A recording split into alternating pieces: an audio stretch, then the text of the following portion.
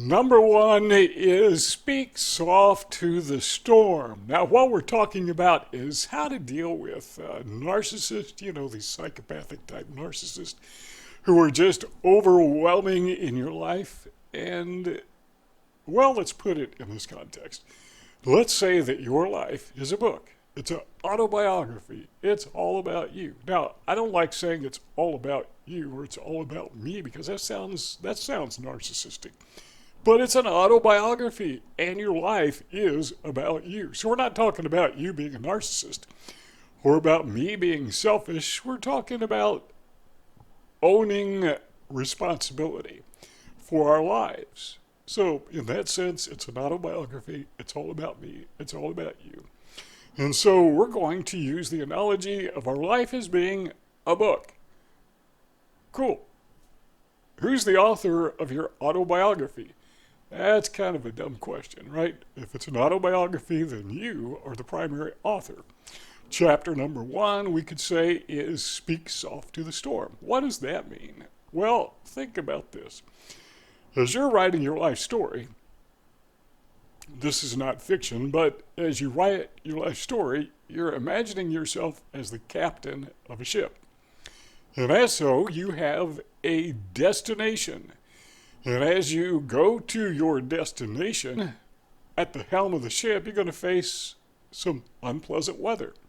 Some will be storms, some will be tornadoes, and we need to maintain control when narcissists blow those storms into our lives. I've had some narcissists in my life. Not many, fortunately, but some who were major storms. They were like hurricanes, blew into my life. And as I look back in the chapters of my book that have already been written, and cannot be unwritten, by the way, I see, man, when I wrote those chapters, I should have written them a little differently. I should have, in my book, I should have written about having impulse control, about having a little bit of wisdom and detecting and discerning who these narcissists were. All right, same thing with you. You're writing your book. Now, I don't know how old you are, but you're somewhere in the middle of your book. What you've written in the past is in the past, and you've got more book to write. As you write your autobiography, your life is your book, that's the analogy. Stop and think about this. Number 2 is diversion is going to determine your destiny. By diversion, we're talking about those storms. We need to adjust our sails. When we face these people, these narcissist people, we need to adjust our sails to accommodate our ultimate destination. The job or the purpose is to get where we're going, right? You're going somewhere in life. I hope you have purpose in your life. The purpose of my life is not to be bullied by narcissists. It's not to be taken advantage of by narcissists. But still, I don't sail a ship because I like to sail into storms. I mean, maybe some people do. Maybe some people like to fly airplanes so they can fly into a tornado and enjoy the ride. Not me. Sometimes I understand that we need to use diversion tactics. Not just adjust our sails, but total diversion to get away from the storm. What we're saying is sometimes we need to walk away from these people that are narcissistic. We need to learn that when it comes to fight or flight, sometimes the best fight is flight. The best way to navigate the storm is to go around it and get away from it. The best thing to do is to use defense to accomplish your offense, and sometimes the best defense is go away. Get away from these people. Marcus Aurelius, who was a Stoic, philosopher, and he said the best revenge, are you listening to this? The best revenge is to be unlike him who performed the injustice. So I say that to say this. The storm is there. The narcissists are there. They always have been. They always will be. I don't know if humanity is 300,000 years old, as some people say, or 6,000 years old, as other people say. All I know is, as long as it's been here, there have been narcissists. They're not going to go away. And I say that because if we engage them, what's happening is we are bringing the storm into our own life. We are being the storm.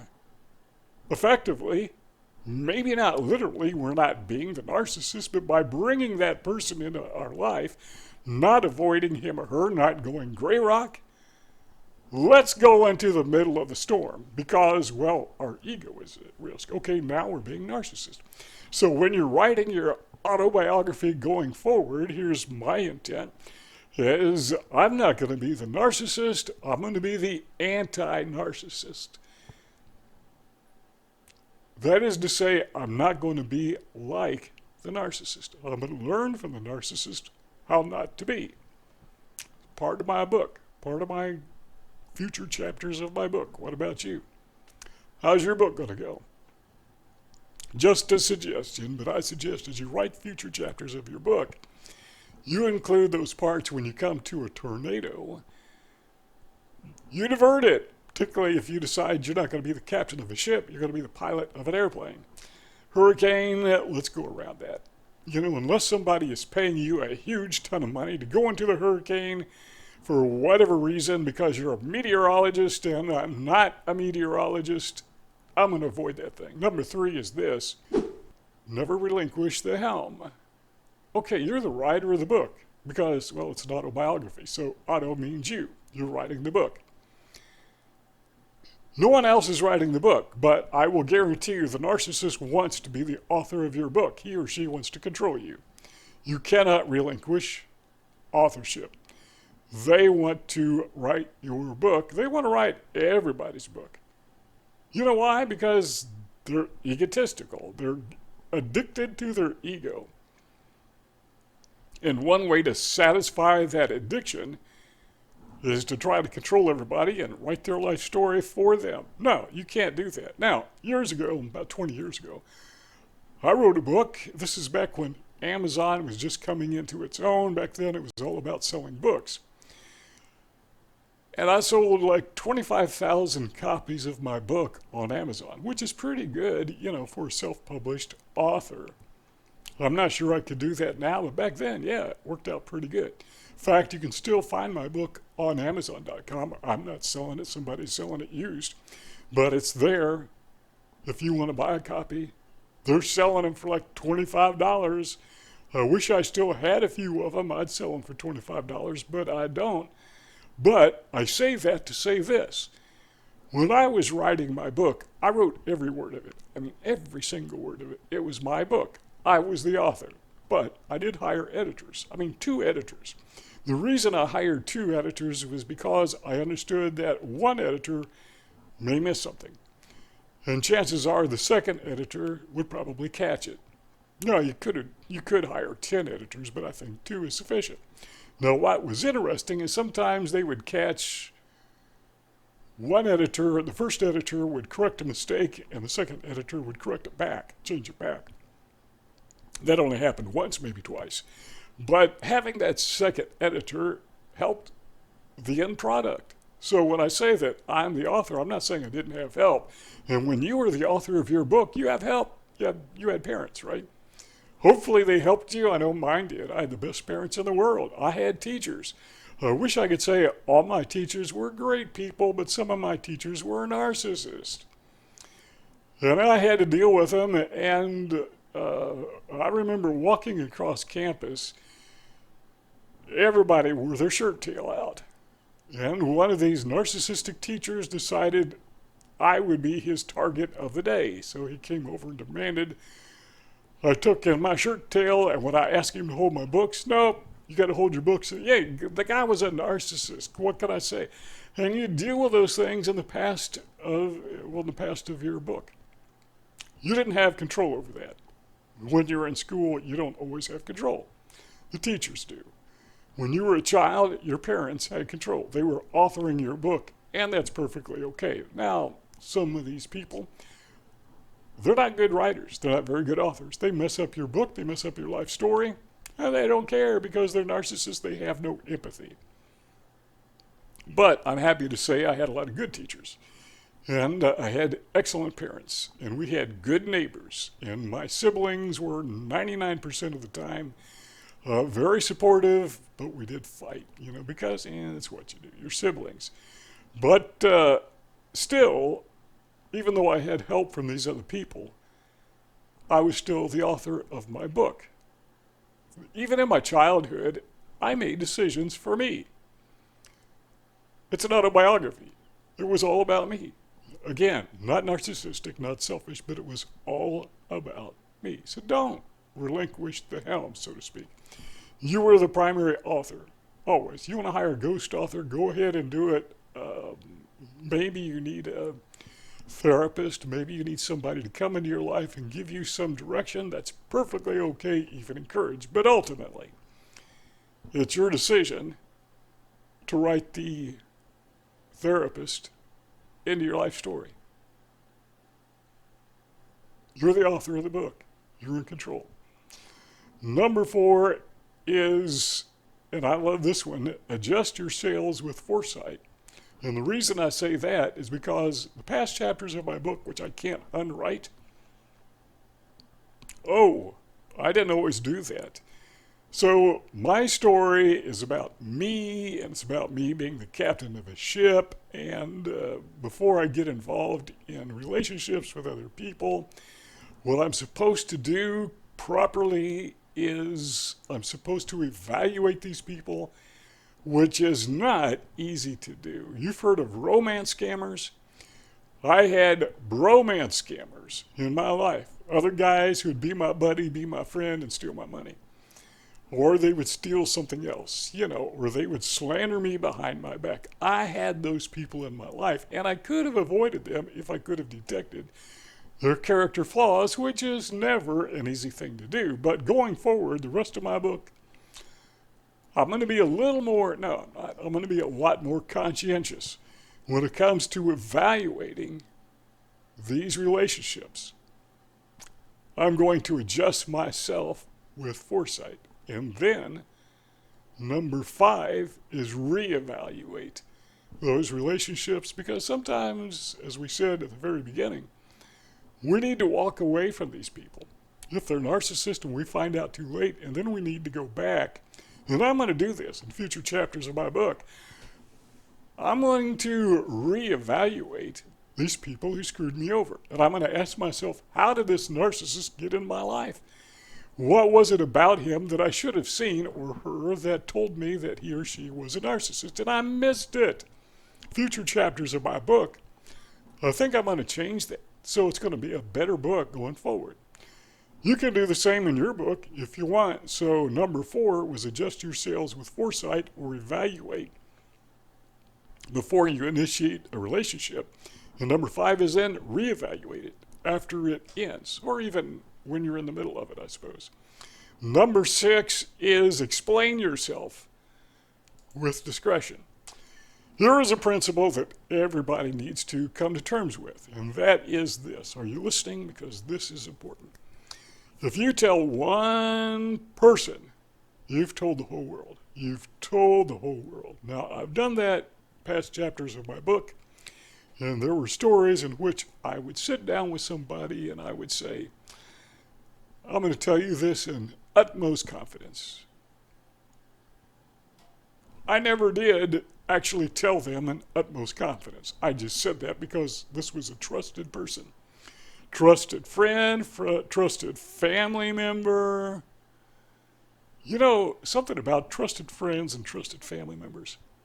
Clue you in on something.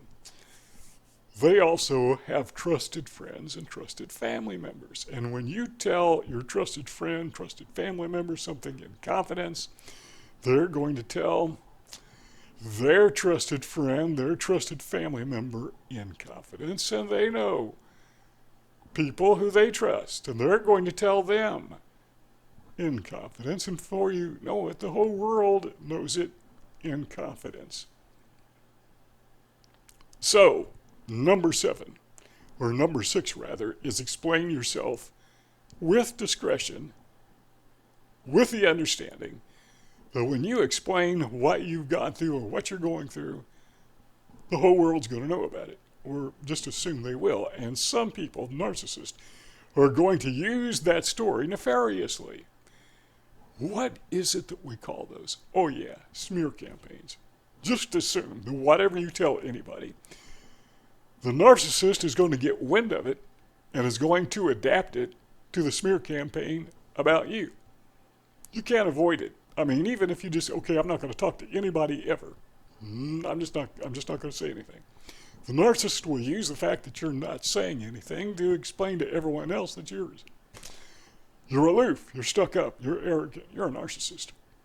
You can't avoid it. It's going to happen, but you can use discretion. Number 7 is choose empathy and understanding. When we're dealing with narcissists, we need to use a little bit of empathy for the narcissist. Well, maybe sometimes, because I think, at least in my experience, what I've studied, is that narcissism is by and large, psychopathy in particular, is by and large neurological. They can't not be narcissists. They can't not be psychopaths. And when I say empathy, I'm not saying give them a pass, and I'm not saying this whole idea of forgiveness. Yeah, I believe in it, but I think it's vastly misunderstood. So we're not talking about giving them a pass. What we're saying is just understand where they're coming from, not justifying it, but understanding that it's neurological. They can't not be what they are. That is empathy. Understanding where they're coming from, not agreeing with it, not giving it your blessing, but at least understand that they can't not be what they are. Number 8, comparing myself to others. Why would anybody waste their time doing that? I'm willing to compare myself, well, to myself. I'm willing to improve myself. You know what I did today?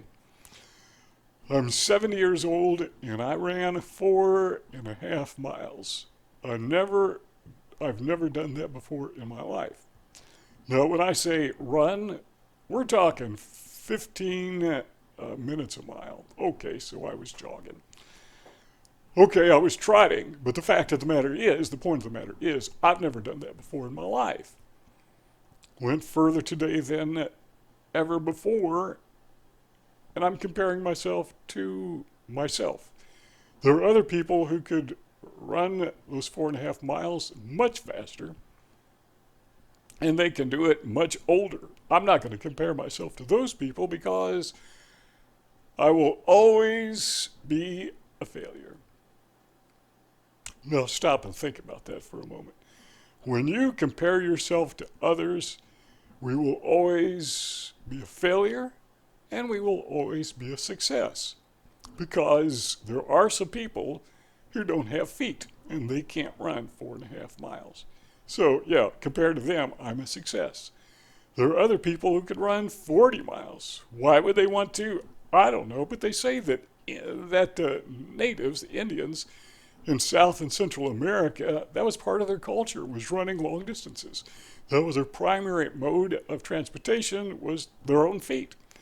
And they did what we do when we get on the interstate. We put the pedal to the metal, and we keep our eye out for what we used to call smoky back in the 70s, with the radar and the CB radios, but we're keeping our eye out for sonar to be pulled over.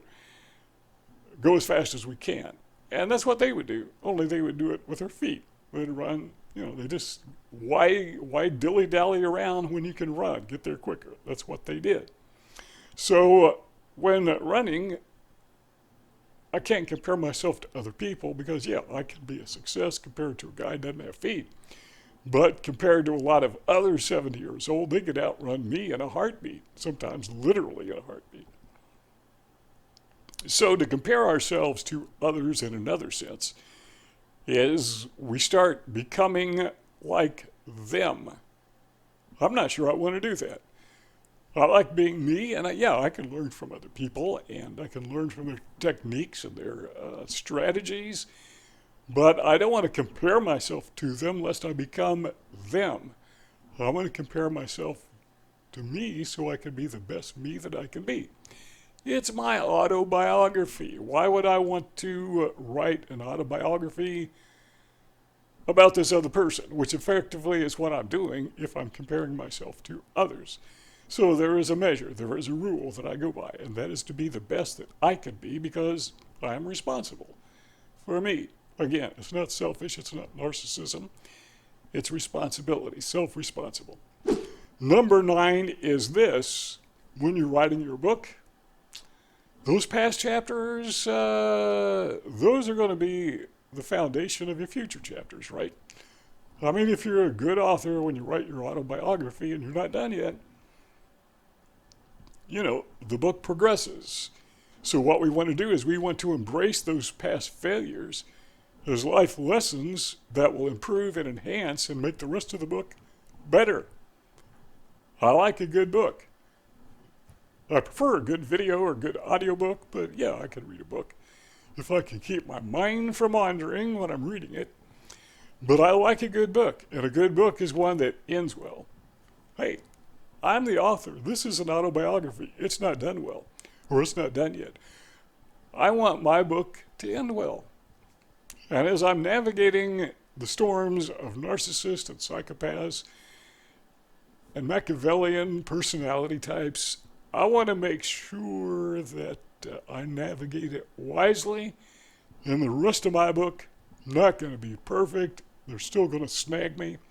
But it's going to be a lot better than, I can't say the first half of my book because I'm 70. I mean, I'm like, at the best, 70% through my book. But hey, that next 30%, yeah, I want it to turn out pretty good. And I encourage you to do the same. If you like this video, if you got something out of it, we invite you to subscribe to our YouTube channel. I know it's small and it's growing, but that's a good thing in the sense that I can actually read all the comments. And I respond to almost all of them. May just be a smiley face, that I saw your comment. But I respond to all of them, so subscribe, leave a comment, give us a thumbs up if you don't mind. And what really helps, is when you share my videos on social media so other people can see them as well. Thank you for stopping by. See y'all next time.